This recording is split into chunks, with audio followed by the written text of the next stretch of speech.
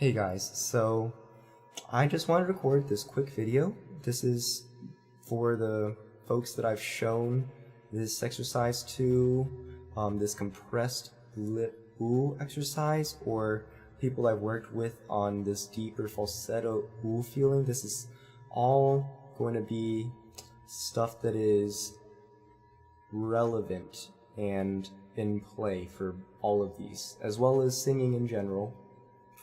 But, so anyway, what I want to talk about right now is a little bit of an observation I made today that I noticed about what it feels like and how I work through when my voice is giving me trouble as far as trying to be solid and firm yet deep still, because there's a little bit of a natural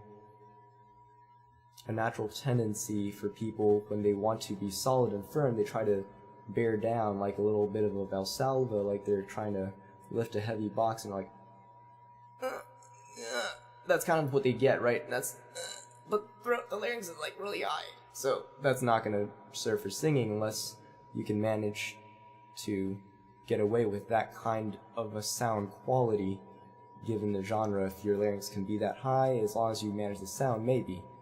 But for most things, as far as learning good fundamental vocal function, you want to be able to separate that high larynxness with the idea and the sensation of holding your air back.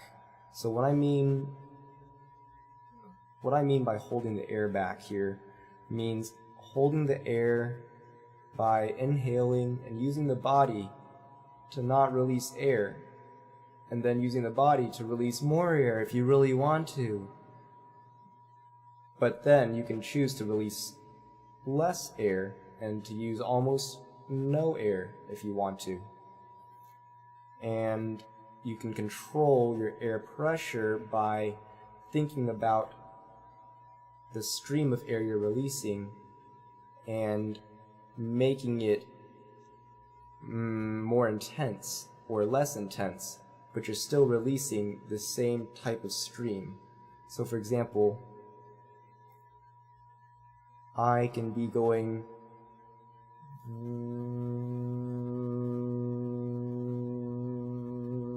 pretty consistent stream, but then I can add more air volume but not increase the air pressure, and it sounds like this.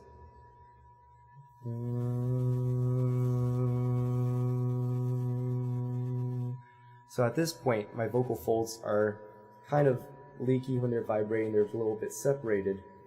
When they vibrate most efficiently for singing is when they can touch and then separate and touch again really, really easily, because it's like you're clapping your hands and then they have to separate and come back together, and they have to go like this, and they have to be able to do this wave motion. If you're pushing too much air, they're trying to wave and they're too far apart, and you get this kind of fluty sound instead of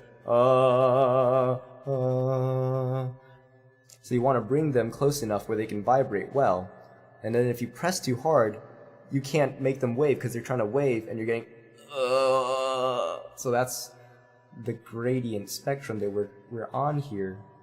And a lot of people need to find a little more of that feeling just to know what it feels like to hold on more, so they can then go and release it to something more balanced. So then when we're doing this though, you want to have this larynx posture that's released, and then you want to hold this air back below here in order to do this. It's like someone saying uh-oh or orange, but the problem is I know a lot of people that don't speak with very functionally standard voices. So when I say uh-oh, they say uh-oh, uh-oh, uh-oh, uh-oh. And so then their vocal folds are still like uh-oh instead of uh-oh, uh-oh. They're going oh. So their vocal folds separate after every syllable there, and then they have to restart and try to find connection, and they don't have connection. And the problem here is that this carries into singing and what we need to feel, because we do need to feel the ability to start a fold vibration that's efficient.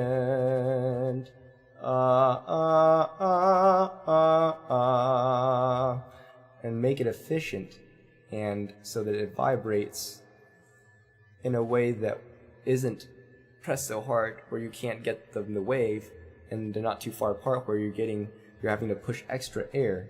Because when you push more air you push more air pressure but remain the same volume or even decrease the volume, you get a more protected voice that's got more focus, like this.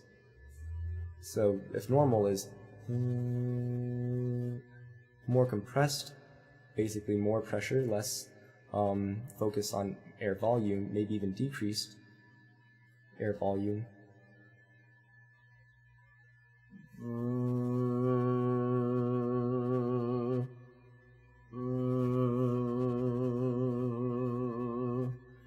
And that is what people talk about as far as body connection, because when you do this with a little bit more of this air pressure holding back here, the vocal folds are not going to be, they're not being coerced into constrictive kind of like feelings, because the feeling of intensity is all from here and below.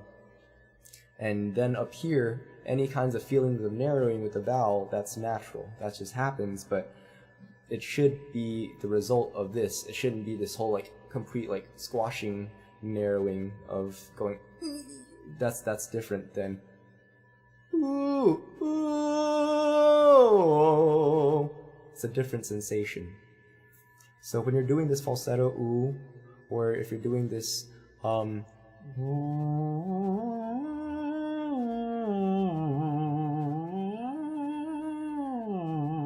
of a warm-up that I've worked with some of my students on, you want to keep the tongue nice and kind of broad in that curved shape, whatever shape that we talked about for your vowel, for your oo.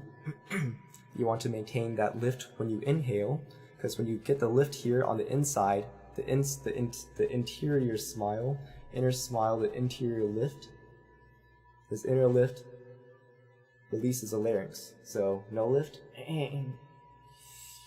but lift. And it lowers the larynx, so then you don't have to go trying to do anything to lower it. It's already lowered. And then all you do to maintain it is what we just talked about. Uh-oh.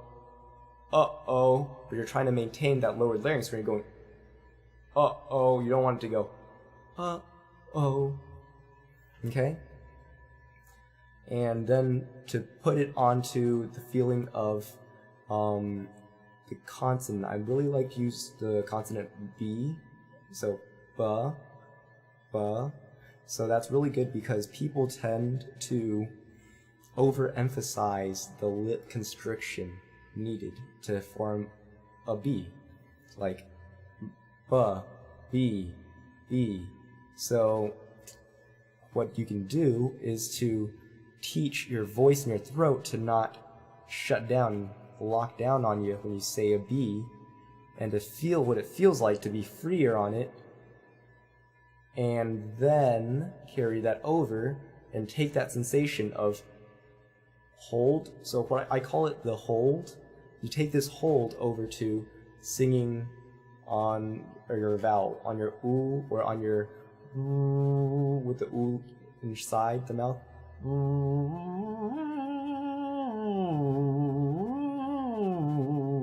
You take that same feeling and that hold into that exercise, or you're singing. Ba, ba, ba, ba. Some say love, it is a river. Some. You see how it takes away the airiness of going some.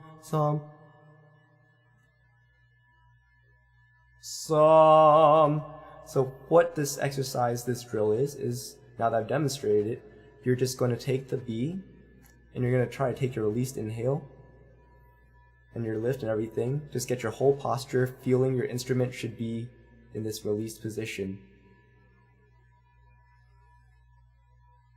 And once it's there, you just pretend you're going to say buh, like maybe like the word book or but you have to, you can't say it like a British person saying but. It's going to be like luck, but.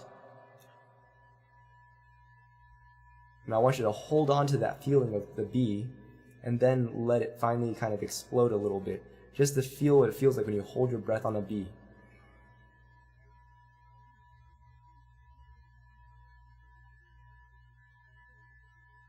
But, so that was the more kind of, this is the first step in the progression, just to feel what it feels like.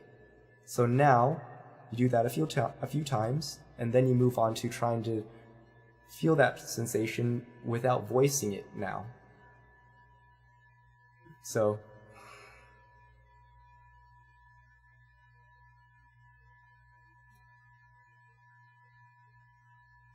now realize that I can, what I'm realizing, I want you to notice is my lips, your lips, don't actually have to be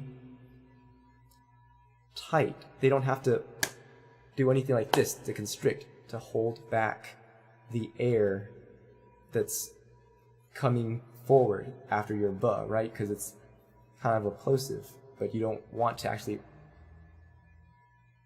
push that hard. You want to hold the air here.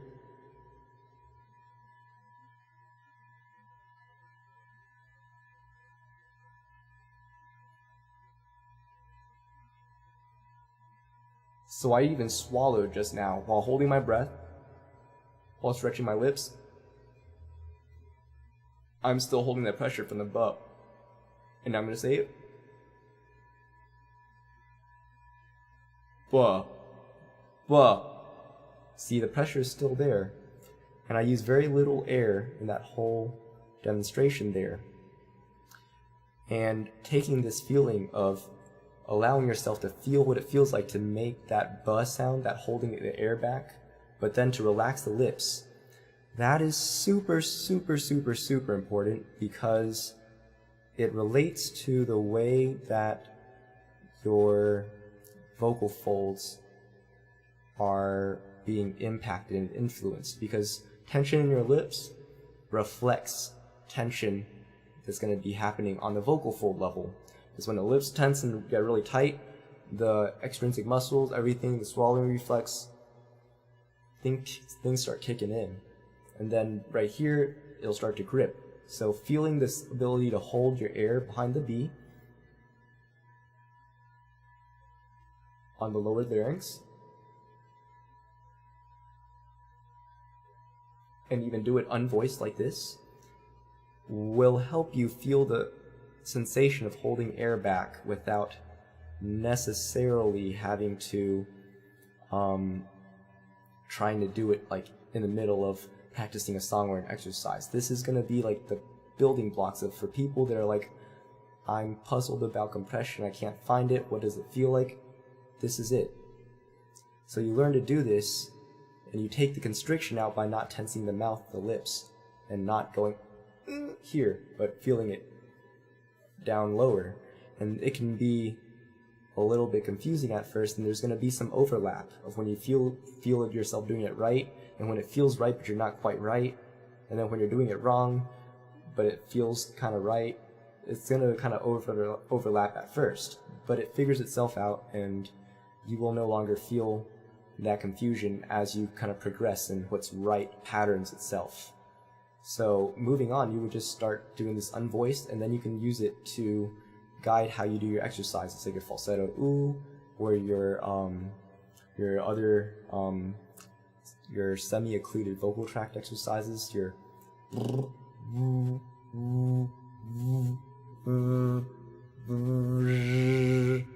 all these things, basically you can do these with that same intent, and it will give you the same benefits. Same thing with the straw exercise. So you would be able to go release breath, nice release tongue posture, and also larynx released on the inhale, and then just voiceless B, and then you can do your exercise.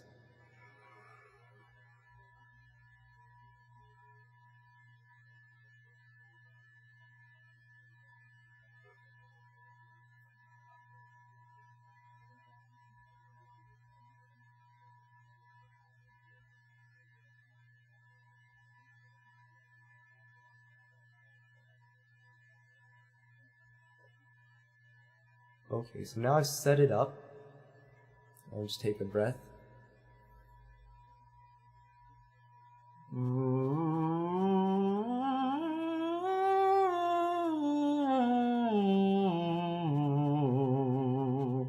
Or take it to a scale.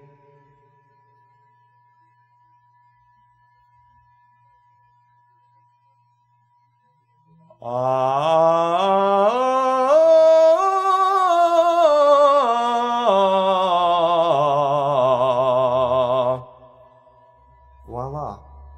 So yeah, hopefully that might be of some assistance to finding compression, working on this kind of sensation, and then seeing how you can start applying it to exercises or songs. Happy singing.